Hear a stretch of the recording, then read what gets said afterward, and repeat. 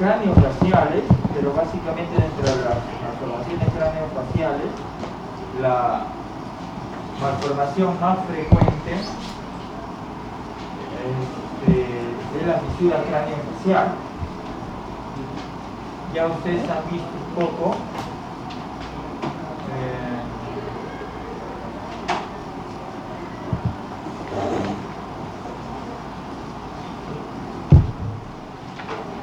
craneofaciales.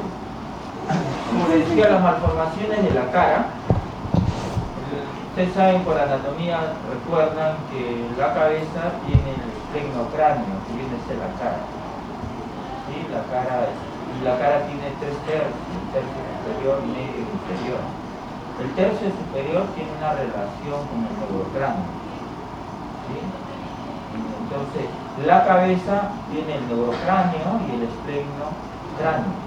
El esplenoncráneo se refiere a la cara. ¿Por qué esplenoncráneo? Porque es la parte de la cabeza que contiene los órganos de los sentidos. ¿Ya?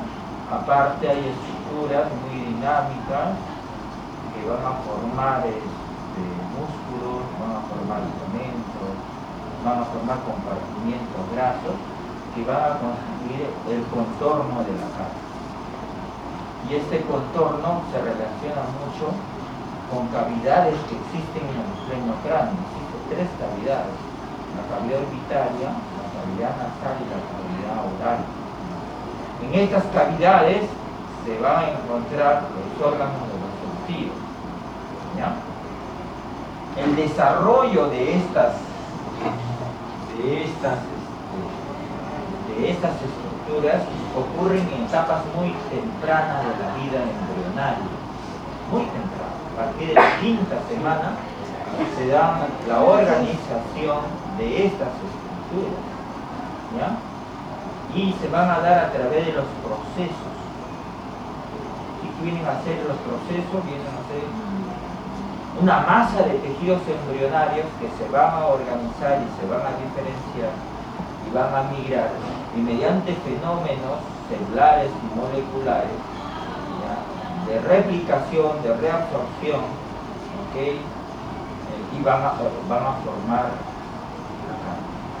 Este proceso es un proceso muy dinámico, no vertical sino horizontal, y en este proceso se van a interactuar las 3 capas embrionarias que existen en la formación de todos los órganos del cuerpo humano. Estamos hablando del ectodermo, mesodermo y endodermo. ¿Okay?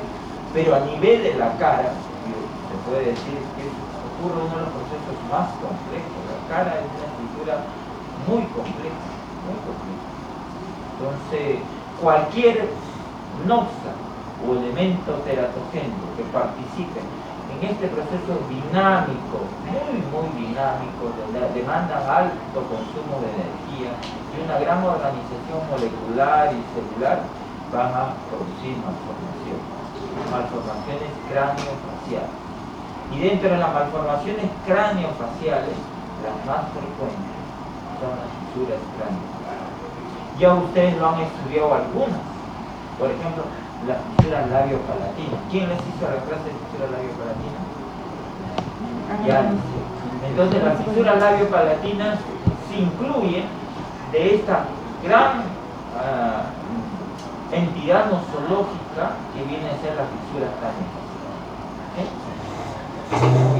Después de esta introducción, entonces ya hemos hablado de que las fisuras craneofaciales se relacionan mucho con la embriogenesis facial, que ocurren en etapas muy tempranas de la vida embrionaria. Se inicia a partir de la 5ª semana y puede durar hasta la 9ª semana. ¿Okay? Esta etapa es muy crítica. ¿Okay?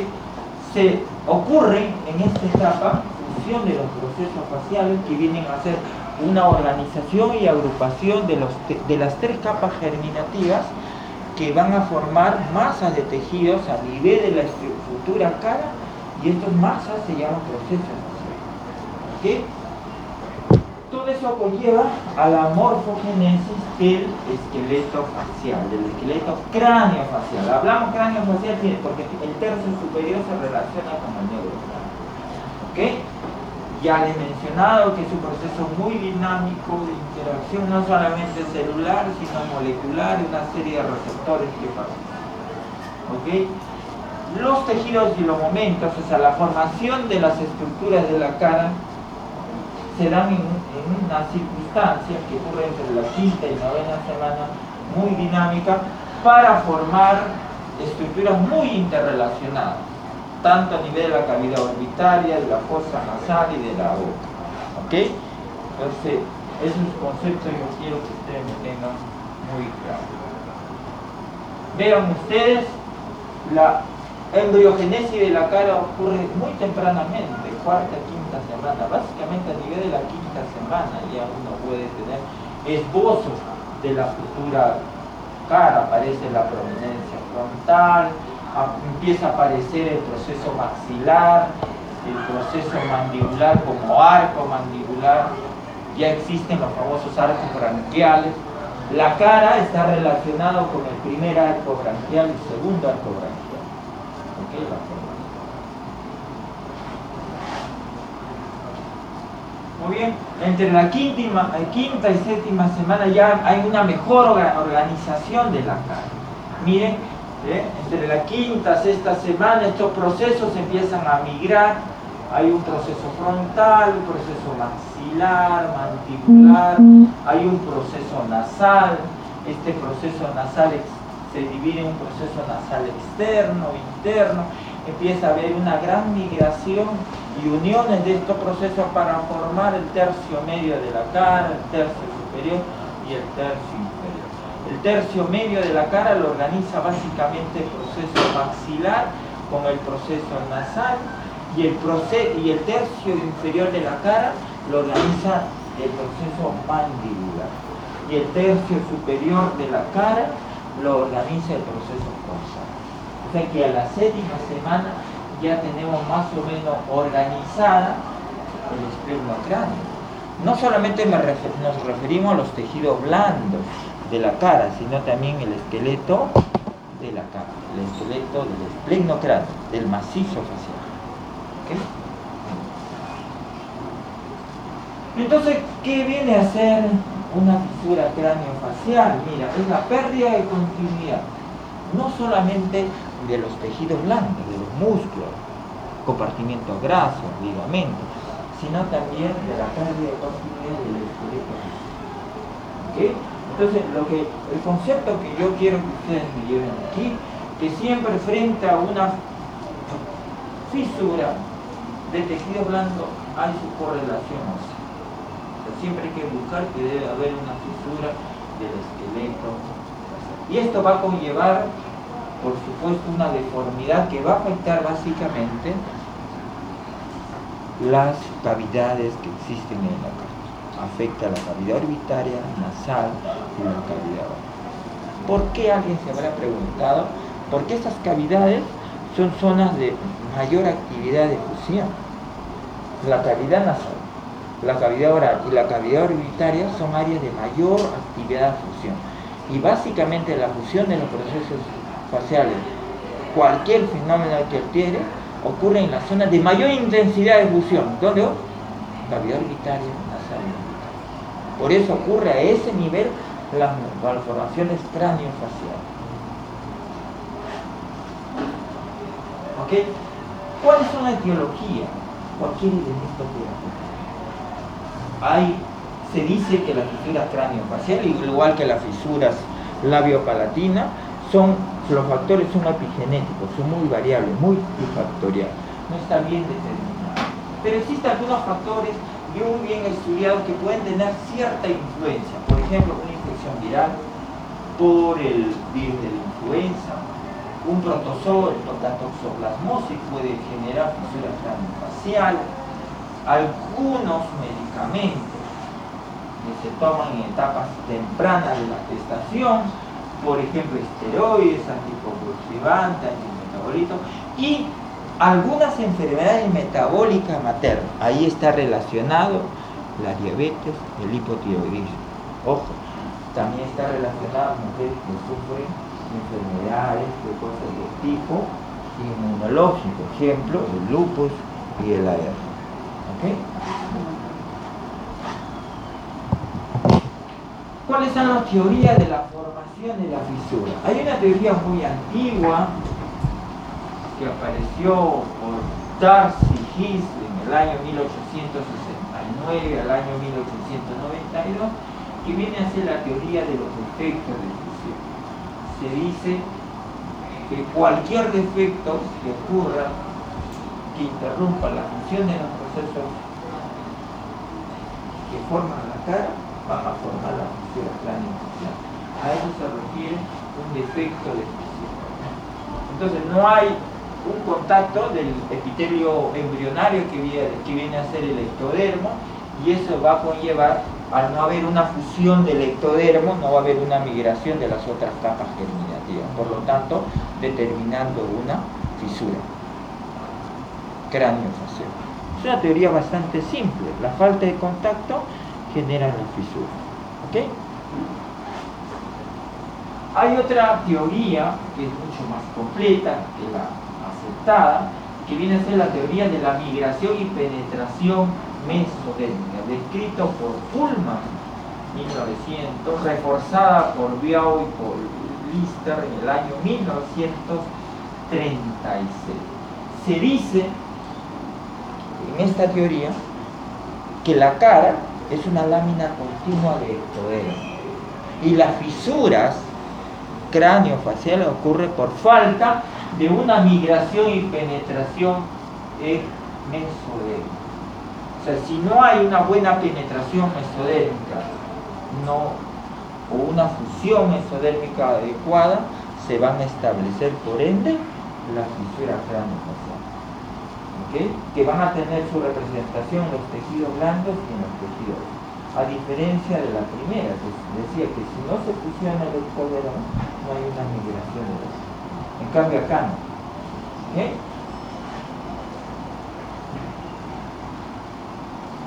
En cuanto a la epidemiología, no es muy bien estudiada, es una epidemiología bastante inexacta. ¿Okay? Están generalmente las fisuras craneofaciales relacionadas con lo que más conocemos, la fisura labiopalatina. Se dice que está asociada a la fisura labiopalatina más o menos en esa proporción, de 9 a 33 casos por cada 1000 nacidos vivos. Pero hay una frecuencia más o menos extrapolada y que ocurre en las fisuras craneofaciales, un promedio de 1 a 5 casos por 100.000 nacidos. Eso es lo que sí más o menos se extrapola. ¿Y por qué tiene una estadística no muy exacta? Porque todas estas malformaciones muchas veces no son reportadas. Nacen los niños con esa malformación, entramos en un silencio.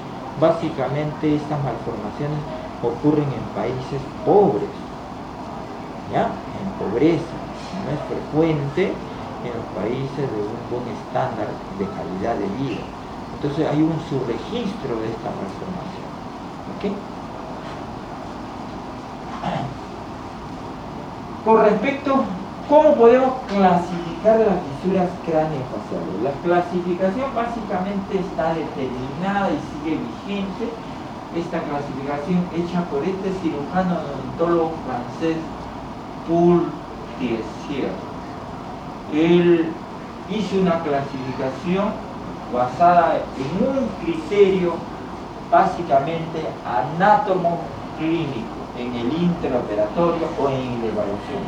La clasificación de Thiessier es una clasificación clínica y anatómica que consiste en evaluar al recién nacido y ustedes observen las fisuras craneofaciales.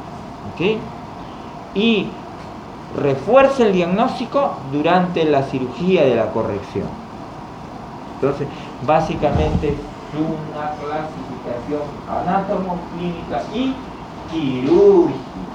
¿Okay? Muy bien. Y toma como referencia estas clasificaciones las cavidades que existen en la cara. Ya lo saben. Muy bien. ha habido con mejora de esa clasificación. Por ejemplo, Kawamoto todavía, Miguel, maestro Kawamoto, uno de los mejores cirujanos craneofaciales, ¿ya? Él hizo una clasificación donde refuerza y mejora y extiende la clasificación de Poole-Tessier, ¿ok? Aquí tenemos la clasificación de Tessier. ¿En qué consiste la clasificación? Yo les decía que sí, que las fisuras craneofaciales tienen su representación en tejidos blandos y en tejido. O sea, si ustedes ven una fisura en el tejido blando, tienen que buscar su representación ósea. Generalmente está asociada. Vemos ahí una fisura de tejido blando y del esqueleto facial. ¿Cómo hizo la clasificación de Poole-Tessier? Vean ustedes, la clasificación mediante un número de 0 a 14. ¿Ya? Puso en su representación craneal el número 14 y en su representación facial 0.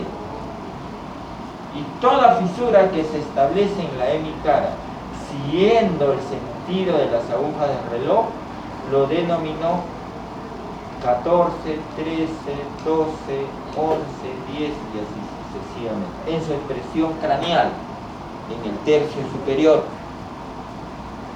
Y en su expresión facial, del tercio medio y del tercio inferior, lo denominó 0, 14, 1, 2, 3, 4, 5, 6, 7.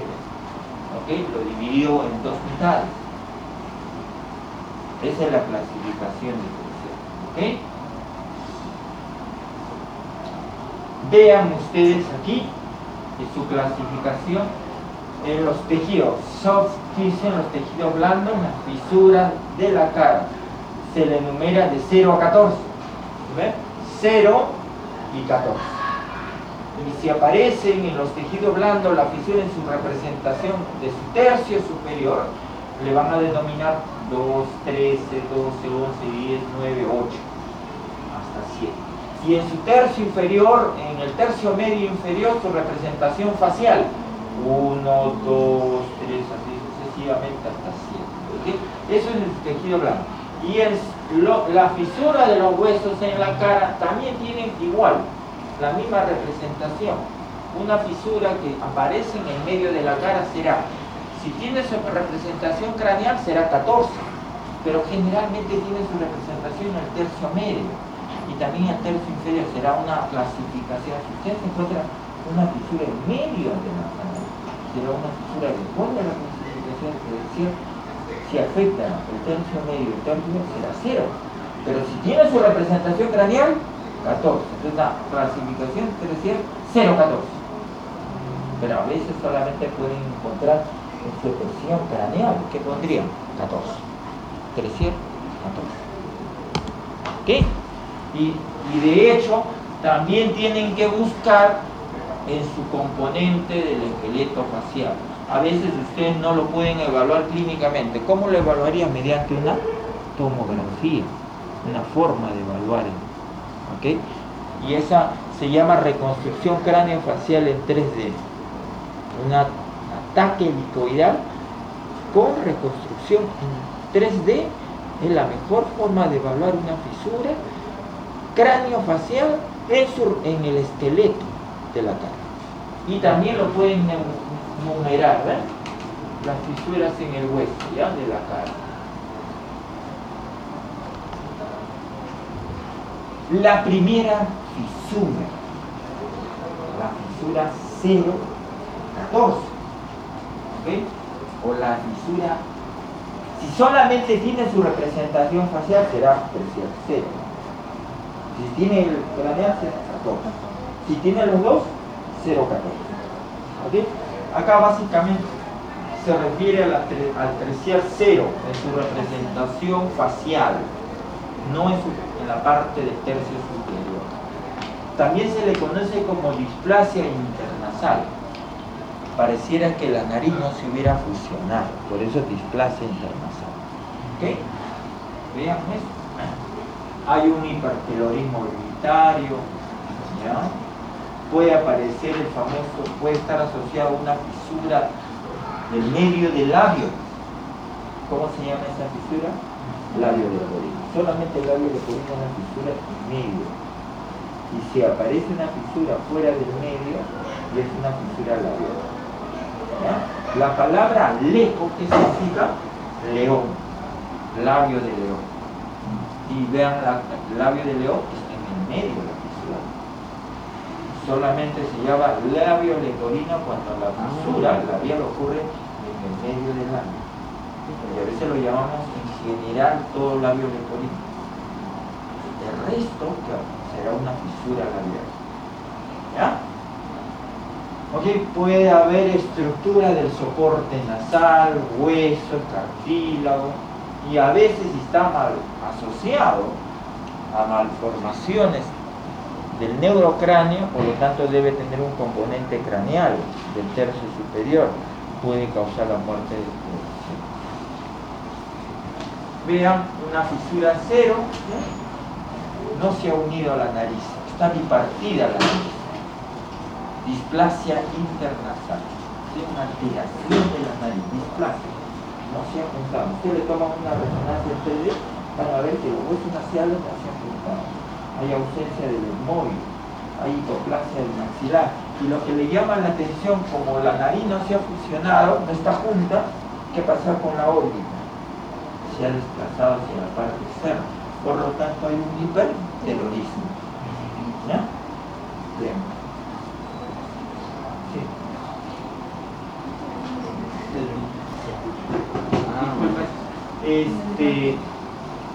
Vean ustedes su representación en su esqueleto, le toman una radiografía y van a ver cómo este sería una fisura 0,14, porque tiene los huesos nasales separados, no se ha fusionado. ¿Y qué ha pasado con la fisura metópica? No se ha juntado, pero tiene un componente craneal, fisura 0,14. Miren, este es mucho más marcado.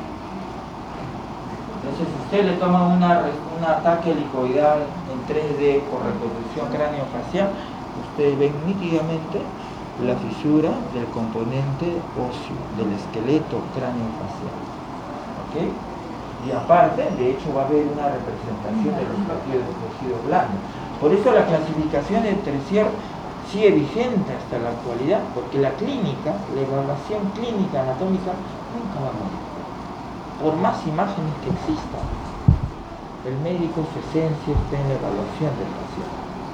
Entonces, por eso no ha habido mucha variación, sigue vigente la clasificación de Poole-Tressier, porque se basa en una evaluación clínica, anatómica y interoperatoria. ¿Okay? Las imágenes básicamente para encontrar el componente del esqueleto craneofacial. ¿Okay? Hay otra fisura, ya empezamos a avanzar, que es la nasosquisis. ¿Qué significa nasosquisis? También significa nariz fisurada, nariz abierta. ¿Ok? Básicamente, esta hendidura viene a ser un Tressier 1 y 2. Afecta básicamente una fosa nasal. En el otro lado, en el Tressier 0, afecta el medio de la nariz. Pero acá básicamente afecta ya las fosas nasales. ¿Okay? Cada fosa nasal. Aquí existe una separación, una organización del esqueleto. Está muy bien organizado el tabique, pero una fosa nasal se ve afectada. Y ahí es una nasosquisis. ¿Ya? Una nasosquisis. Tressier 1 y 2. En su expresión facial, si aparece esta fisura, se continúa a nivel del tercio medio superior o a nivel craneal, será una fisura 13 y 12. Y si es continua, será 1, 13 y 2, 12. ¿Eh? Mira, estoy explicando, después me digan de que no le han tomado esto en el... lo van a preguntar y después miren en su expresión ósea, hay un compromiso del arco alveolaria y miren cómo se afecta a la fosa. Doctor, sí, tuvo razón lo que usted me dijo, existe todo el tabique nasal, la nariz está organizada, pero se está afectando básicamente, ¿qué cosa? Una fosa nasal. ¿Ya? Una fosa nasal. ¿Qué existe? Una hendidura en la cara lateral a la fosa de la nariz. ¿Ok? Puede haber lesión de los alvéolos incisivos, mira, central y lateral. Puede estar asociado a una fisura palatina. ¿Ok? Y miren la apertura piriforme. ¿Cuál es la apertura piriforme? Es esta. ¿Por qué se dice apertura piriforme? Porque tiene la forma de una pera. Y hay fisura de la apertura piriforme. ¿Ya?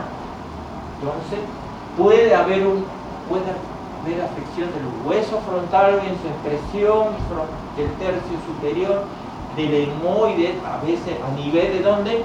De la lámina cribosa del etmoide. A ese nivel existe compromiso. Entonces, cuando yo le pregunto, Tresier 1 y 2, ¿qué porción del hueso etmoide se compromete? Lámina cribosa. La lámina cribosa. ¿Ya? Muy bien. Avanzamos. Miren ese Tresier 1. Miren, está organizada la nariz y mira, se afecta prácticamente la fosa nasal. Aquí, perdón, aquí miren, la fisura, aquí, la fisura. Y miren que en su extensión craneal también hay una afección de la órbita. ¿Okay? Otra mucho más marcada, mira, fisura, un coloboma nasal. Unas nasos quistes. Tresier 1 y 2, nasos quistes. ¿Ok? Hay un compromiso de la apertura piriforme. Y el Tresier 3, en su expresión facial, también puede haber en su extensión craneal en la hendidura oronasocular. ¿Por qué? Porque esta fisura es mucho más aparatosa. Afecta las 3 cavidades de la cara. Por eso se le conoce hendidura oral, la boca, nasal y orbital. ¿Ok? Muy bien. ¿Qué es lo que van a encontrar en el componente óseo? Van a encontrar, mira, el arco de Cupido, afectado, este es el arco de Cupido. Hay afección de la base de la nariz, ¿ok? Hay afección de los párpados, tanto superiores como inferiores, a nivel de los incisivos, ¿ok? Miren, incisivos, ¿ok? Y se afecta el conducto laso-lagrimal. ¿Ok? ¿Por qué el conducto laso-lagrimal? Porque el conducto laso-lagrimal cruza la apófisis ascendente del maxilar y desemboca en el cornete inferior. ¿Ya? Por eso en la base del ala nasal hay una lesión del conducto laso-nasal. ¿Ok? ¿Qué fisura cráneo-facial presenta lesión de acuerdo a la clasificación de Tresier del conducto laso-lagrimal? Tresier 3. ¿Ok? Y en su expresión ósea ahí está, mira, craneal, la órbita, por eso hendidura puro. Mira, es mucho más aparatoso. No le decía, la lastima mucho, compromete las 3 cavidades, oral, nasal. Hay un compromiso básicamente de la cavidad orbitaria, no se forma muy bien la órbita, está fisurada, el globo ocular no se desarrolla, tiene bastantes secuelas, muy deformantes. Y generalmente estos niños tienen su sistema nervioso endeble, son niños que están muy bien su sistema, pero tienen una gran deformidad nasal. Y su reconstrucción es muy compleja. No se hace mejor. Nadie quiere invertir. Ojalá hagamos proyectos de urgencia, grandes inversiones en el Instituto del Niño, crear otro hospital instituto para niños. Tenían tanto dinero. Pero nada, los niños se mueren, la familia los abandona, tienen trastornos en la alimentación, se desnudan y nadie sube la estadística. Por eso dice la estadística en los países pobres como nuestro es pobres en salud, porque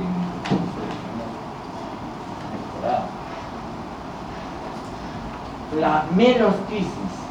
¿Por qué se dice melostisis? ¿Melo qué significa? Mejilla. O sea, básicamente aquí encuentran fisura de la mejilla. ¿Ok? Y es un tercier 4. Vean, se afecta a la mejilla. ¿Ok? ¿Ya? Puede extenderse hacia la zona orbitaria, con extensión bastante. Acá está marcada la mejilla, el tercio medio de la cara se ve afectado, y en su extensión craneal se afecta mucho también la cavidad orbitaria. Está asociado a la fisura labio-palatina, compromiso, los colobomas del párpado inferior. Hay un compromiso del foramen infraorbitario, puede haber compromiso del globo ocular, prolapso del globo ocular, no hay alguien que lo sostenga y se prolapsa el globo ocular. El foramen se ve afectado y al verse afectado no hay un buen desarrollo de los nervios infraorbitarios, del vano infraorbitario. Por lo tanto, estas niñas tienen trastorno de sensibilidad del tercio medio de la cara. ¿Ok? Muy bien. Vean ustedes, prácticamente la mejilla está muy afectada y mira el globo ocular, bastante comprometido. Si alguna vez ustedes vean a estos niños, no los abandonen, apoyen, porque generalmente son niños pobres. El tercier 5 es una lesión bastante rara, ¿ya? No es frecuente. Se origina generalmente con una afección casi en el tercio, casi la parte distal del labio, ¿okay? Y afecta la parte también externa del párpado inferior, ¿sí? También puede haber compromiso del foramen infraorbitario y está asociado, si es que se afecta a la parte orbital externa, a una microcalva. Tercier 6, ¿ok? Hay un coloboma del tercio lateral del párpado, miren el tercier 6, básicamente a nivel de la órbita, la parte más lateral de la mejilla, ¿ok? A ese nivel ya existe compromiso, puede haber compromiso ya de la parte superior de la mandíbula, básicamente se compromete el hueso malar, el zigoma, la articulación zigomático frontal o malar frontal. Entonces básicamente hay un compromiso de la parte externa de la órbita, ¿okay? Y como hay un trastorno de esa parte externa de la mejilla y de la órbita, existe hipoplasia del zigoma. Generalmente estos niños, esta parte externa tienen plana, deprimido. Si usted ve un niño que en la parte externa del zigoma está deprimida, nace deprimido, hay que pensar en un tercier 6, ¿ya? Y se puede asociar al famoso síndrome de Teacher-Cohen. ¿Aló? Es bastante conocido y es frecuente, ¿eh? Yo he visto varios casos aquí en el hospital. La característica más importante del tercier, pregunta de examen, es la macrostomía. Corrigen, no es ricostomía. O sea, estos niños tienen la boca de guasón. Macrostomía. Entonces cuando diga una malformación grande asociado a macrostomía, tercier 7. ¿Ya? ¿Ok? Hay una macrostomía que se puede extender inclusive hasta el conducto auditivo externo. Se compromete la unión zigomático frontal, ¿ok?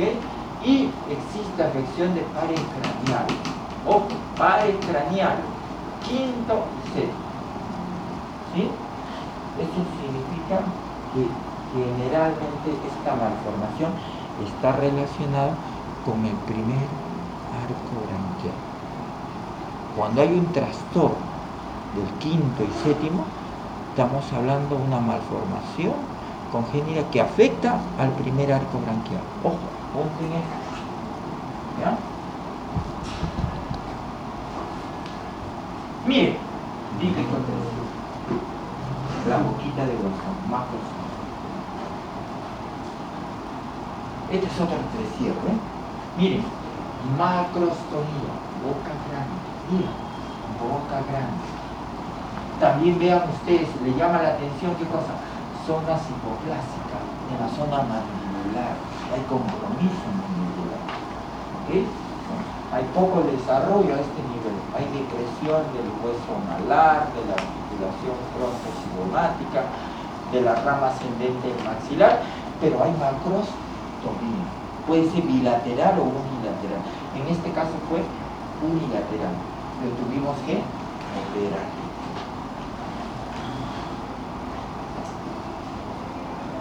El Tresier 8, su mismo nombre lo dice, en su componente óseo afecta la sutura frontozigomática, arriba, mira, Tresier 8, arriba, esa sutura está afectada, ¿ok?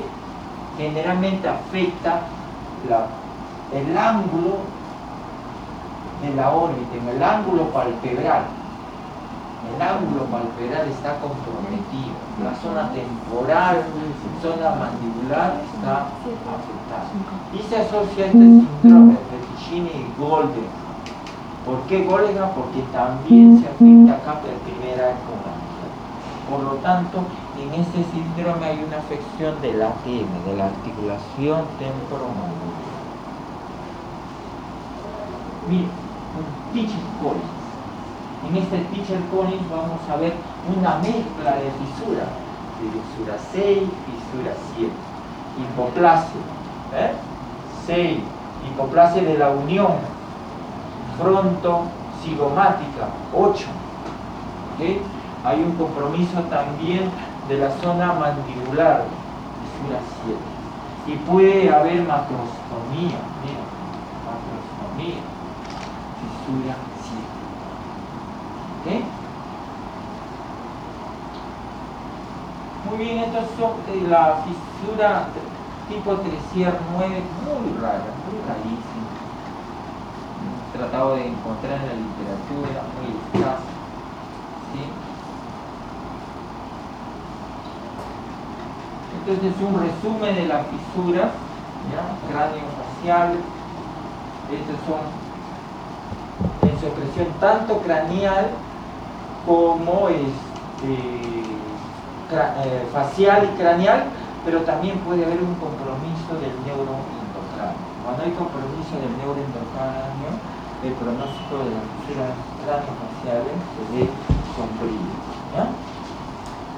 Esta es una fisura 0,14.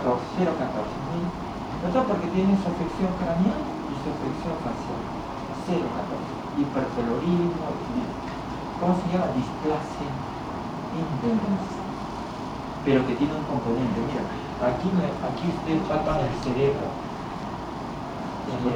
¿sí? Debajo de la piel está la meninge, no hay ausencia. Esta es una fisura múltiple. Este es un componente facial, aquí puede ver una fisura 3, está asociada a un componente craneal, 12, 11, puede aparecer una mezcla.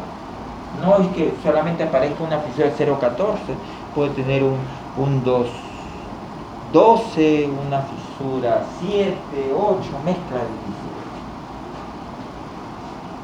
¿Ya? La reconstrucción de la fisura craneofacial es muy compleja. Tiene que haber un equipo multidisciplinario. Tienen que participar cirujanos plásticos, maxilofaciales, otorrinos, neurocirujanos pediatras, tienen que participar también rehabilitadores, médicos rehabilitadores en terapia de lenguaje, terapia de la mímica facial, tienen que participar asistente social, nutricionista, o sea, toda una unidad que no lo hay acá en el Perú. Que me digan que en el hospital niño hay, no quiero. ¿Okay? La reconstrucción se planifica primero reconstruyendo el soporte de los tejidos blandos. Estamos hablando de la reconstrucción del esqueleto. Ahí participan los cirujanos maxilofaciales, utilizan distractores, injertos, placas de distracción, pero tenemos que darle primero soporte. Y luego viene la reconstrucción de los tejidos blandos. La reconstrucción del tejido blando puede ser con uso de expansores, colágenos musculares, injerto graso, una serie de técnicas de cirugía plástica de reconstrucción facial. ¿Ok? No solamente la parte anatómica, sino se aspira a un nivel más, recuperar la función. Una vez recuperada la anatomía, recuperar la función, tanto motora como sensitiva. Se puede hacer neoneurotización, injerto medio, una serie de cirugías que mejoren de alguna manera ese contorno facial y darle función. ¿Okay?